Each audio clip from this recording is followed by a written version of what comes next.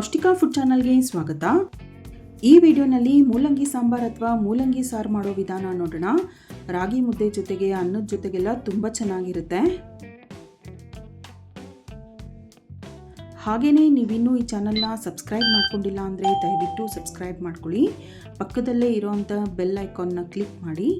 ಈ ಚಾನಲ್ನಲ್ಲಿ ಯಾವುದೇ ವಿಡಿಯೋಸ್ ಅಪ್ಲೋಡ್ ಆಗಿದ ತಕ್ಷಣ ನಿಮಗೆ ನೋಟಿಫಿಕೇಷನ್ಸ್ ಬರುತ್ತೆ.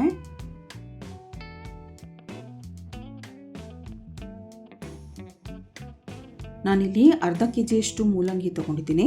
ಇದ್ರ ಮೇಲೆ ಸಿಪ್ಪೆನ ತೊಳೆದ್ಬಿಟ್ಟು ಈ ರೀತಿ ಸ್ಲೈಸಸ್ ಮಾಡಿ ಇಟ್ಟಿದ್ದೀನಿ. ಇದನ್ನ ಇನ್ನೊಂದು ಬೌಲ್ಗೆ ಹಾಕೋಬೇಕು. 1 ಕಪ್ಪಷ್ಟು ತೊಗರಿಬೇಳೆ ತೊಗೊಂಡಿದ್ದೀನಿ. ಇದನ್ನ ಒಂದೆರಡು ಸರಿ ತೊಳೆದ್ಬಿಟ್ಟು ತಗೊಳ್ಳೋಣ. ಬೇಳೆ ತೊಳೆದ್ಬಿಟ್ಟಿದೆ. ಇದಕ್ಕೆ ಮೂಲಂಗಿ ಹೋಳುಗಳನ್ನ ಸೇರಿಸ್ತಾ ಇದ್ದೀನಿ.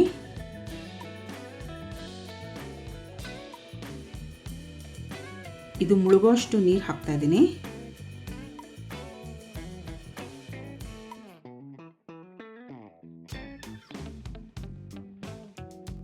ಕಾಲು ಚಮಚ ಅರಿಶಿನ ಪುಡಿ, 1 ಟೀ ಸ್ಪೂನ್ ಎಣ್ಣೆ ಹಾಕ್ಬಿಟ್ಟು ಇದನ್ನು ಪ್ರೆಷರ್ ಕುಕ್ ಮಾಡ್ಕೋಬೇಕು. 3 ರಿಂದ 4 ವಿಷಲ್ ಆಗೋಷ್ಟು ಕುಕ್ ಮಾಡಬೇಕು. ಮಿಕ್ಸಿ ಜಾರ್ಗೆ ಅರ್ಧ ಕಪ್ಪಷ್ಟು ತೆಂಗಿನ ಚೂರು ಸೇರಿಸಿದ್ದೀನಿ. ನೋಡಿ, ದೊಡ್ಡದೊಂದು ಈರುಳ್ಳಿ ತೊಗೊಂಡಿದ್ದೀನಿ. ಇದರಲ್ಲಿ ಅರ್ಧ ಈರುಳ್ಳಿ ರುಬ್ಬದಕ್ಕೆ ಹಾಕ್ಬಿಟ್ಟು ಇನ್ನರ್ಧ ಒಗ್ಗರಣೆಗೆ ತೊಗೊಳ್ತಾ ಇದ್ದೀನಿ.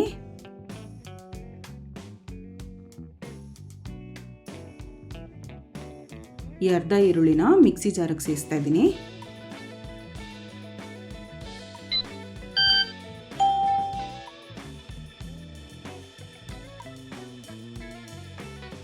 ಈ ಅರ್ಧ ಇದೆಯಲ್ಲ, ಇದನ್ನು ಸಣ್ಣದಾಗಿ ಕಟ್ ಮಾಡಿಬಿಟ್ಟು ಒಗ್ಗರಣೆಗೆ ಹಾಕ್ಕೊಳ್ಳೋಣ. 3 ಮೀಡಿಯಮ್ ಸೈಜ್ ಟೊಮೆಟೊಗಳನ್ನ ರಫ್ ಆಗಿ ಕಟ್ ಮಾಡಿಬಿಟ್ಟು ಮಿಕ್ಸಿ ಜಾರಿಗೆ ಸೇರಿಸ್ತಾ ಇದ್ದೀನಿ. ಜೊತೆಗೆ ಮನೆಯಲ್ಲಿ ಮಾಡಿರ್ತೀವಲ್ಲ ಸಾರಿನ ಪುಡಿ ಅಥವಾ ಹುಳಿ ಪುಡಿ, ಇದನ್ನು 4 ಟೀ ಸ್ಪೂನ್ ಅಷ್ಟು ಹಾಕ್ತಾ ಇದ್ದೀನಿ. ಈ ಸಾರಿನ ಪುಡಿ ಮಾಡೋ ವಿಧಾನನ ಈಗಾಗಲೇ ನಾನು ವಿಡಿಯೋ ಅಪ್ಲೋಡ್ ಮಾಡಿದ್ದೀನಿ. ಅದರ ಲಿಂಕ್ನ ನಾನು ಡಿಸ್ಕ್ರಿಪ್ಷನ್ನಲ್ಲಿ ಕೊಟ್ಟಿರ್ತೀನಿ, ನೀವು ಚೆಕ್ ಮಾಡ್ಬೋದು.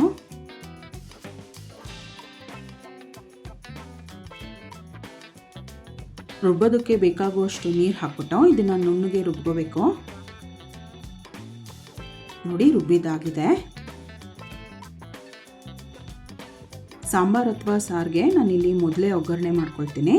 2 ಸಣ್ಣ ಸೌಟಷ್ಟು ಎಣ್ಣೆನ ಸೇರಿಸ್ತಾ ಇದ್ದೀನಿ.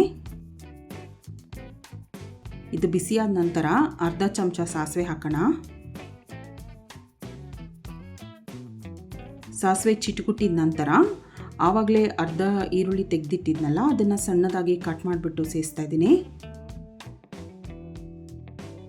ಇದನ್ನು ಚೆನ್ನಾಗಿ ಬಾಡಿಸೋಣ.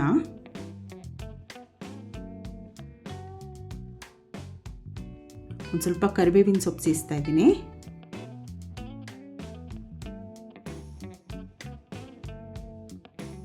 ಸಣ್ಣದಾಗಿ ಹೆಚ್ಚಿರುವಂಥ ಟೊಮೆಟೊ ಸೇರಿಸ್ತಾ ಇದ್ದೀನಿ. ಇದು 1/4 ಕಪ್ಪಷ್ಟಿದೆ. ಇದು ಕೂಡ ಚೆನ್ನಾಗಿ ಬಾಡಿಸ್ಬೇಕು.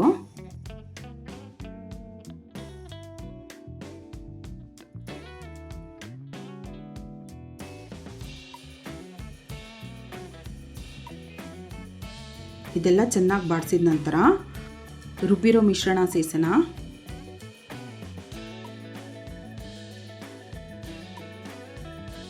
ಅರ್ಧ ಕಪ್ಪಷ್ಟು ನೀರು ಸೇರಿಸ್ತಾ ಇದ್ದೀನಿ. ಹಾಗೆಯೇ ಸಣ್ಣದೊಂದು ನಿಂಬೆ ಗಾತ್ರದಷ್ಟು ಹುಣಸೆ ರಸ ಕೂಡ ಸೇರಿಸ್ತಾ ಇದ್ದೀನಿ.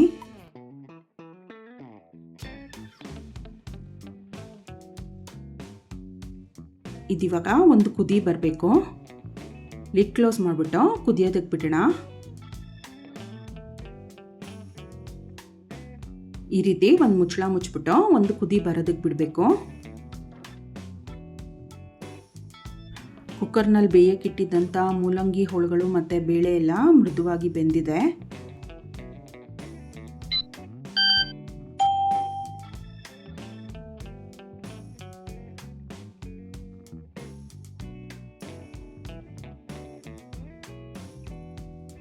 ನೋಡಿ, ಇದು ಕುದಿಯೋದಕ್ಕೆ ಶುರುವಾಗಿದೆ.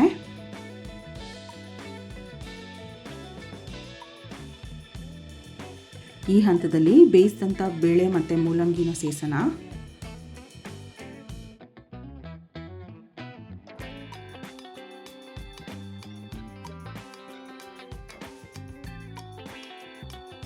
ಇದನ್ನು ಚೆನ್ನಾಗಿ ಮಿಕ್ಸ್ ಮಾಡಿಬಿಟ್ಟು ಕನ್ಸಿಸ್ಟೆನ್ಸಿ ನೋಡ್ಕೋಬೇಕು. ತುಂಬ ಗಟ್ಟಿ ಅನಿಸಿದ್ರೆ ಮಾತ್ರ ಒಂದು ಸ್ವಲ್ಪ ನೀರು ಸೇರಿಸ್ಕೊಂಡ್ರೆ ಸಾಕು. ಇದು ಸರಿಯಾದಂಥ ಹದದಲ್ಲಿದೆ, ನಾನು ಎಕ್ಸ್ಟ್ರಾ ನೀರು ಸೇರಿಸ್ತಾ ಇಲ್ಲ. ರುಚಿಗೆ ತಕ್ಕಷ್ಟು ಉಪ್ಪು ಹಾಕೋಣ.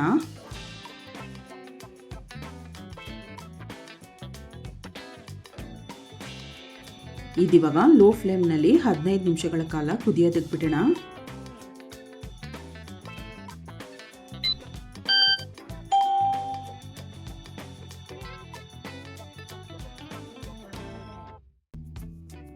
ನೋಡಿ, ಮೂಲಂಗಿ ಸಾಂಬಾರ್ 15 ನಿಮಿಷದಿಂದ ಕುದೀತಾ ಇದೆ.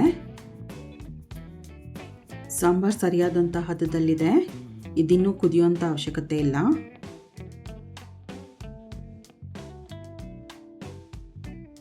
ಇವಾಗ ಸ್ಟವ್ ಆಫ್ ಮಾಡಿಬಿಡೋಣ.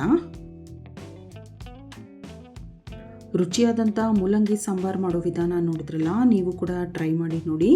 ತಪ್ಪದೇ ಈ ಚಾನಲ್ನ ಸಬ್ಸ್ಕ್ರೈಬ್ ಮಾಡ್ಕೊಳ್ಳಿ. ಈ ವಿಡಿಯೋನ ಲೈಕ್ ಮಾಡಿ, ಶೇರ್ ಮಾಡಿ. Thank you.